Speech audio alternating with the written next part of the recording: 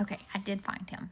So a lady messaged me on Facebook and was like, hey, he drops food off at our place of employment all the time. His name is Richard P. She tells me his name.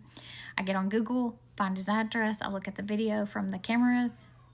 I see what kind of car he's in. I pull it up on Google Maps. His address is like 5 minutes from where I'm at. I was like, okay, I'm going to drive over there. So I drive over there. Sure enough, there's the vehicle that he was in when he dropped off the Starbucks. And I was like, all right, this is our guy. So me and my daughter get out of the car. We head up there and I knock on the door and I'm like, hey, you're going to think I'm crazy, but you delivered Starbucks to my house earlier today. And we tried to get on there and adjust the tip because we were trying to give you a bigger tip and it would not let us. So I have Googled your name, and found your address, and here I am to give you money. And the look on his face, like, he truly looked mortified, like, what in the actual... But anyways, I was like, and I'm so sorry, I'm not trying to scare you. And I was like, so here's your tip. You know, we hope you have a very blessed day. You know, God really told us that we needed to bless you today. Like, you have been on our mind and we needed to do this.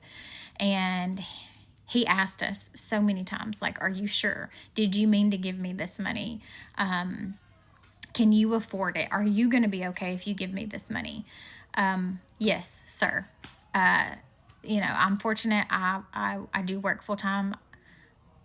Cortland's dad, our daughter, he is disabled. So his way of like taking care of her is to do acts of kindness like that. Like he has Starbucks delivered. So, you know, it was his idea. Like, let's get this man some money. Go to the bank, get the money out. Let's get him some money.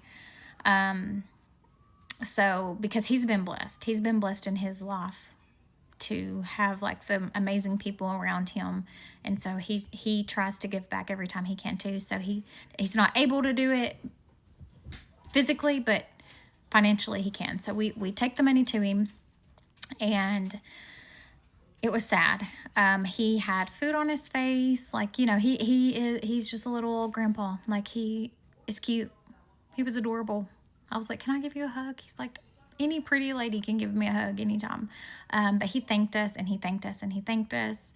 And I told him, I was like, I promise I'm not trying to be weird. I was like, you know, if you want to keep working, I'm happy to like favor your name and make sure that you are able to deliver to me, you know, whatever.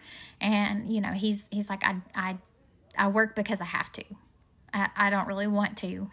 He said, I was actually retired, but my wife lost her job at no fault of her own, which also means she lost her health insurance. And he said, so by the time we pay our living expenses plus our medical expenses for our medicines, we have nothing left at the end of the month. So he said, this was the only thing I knew that I could for sure do to supplement our income. So I did it. And he also informed me that, you know, sometimes he has people drive him. Like if he's having bad days, he'll have people drive him.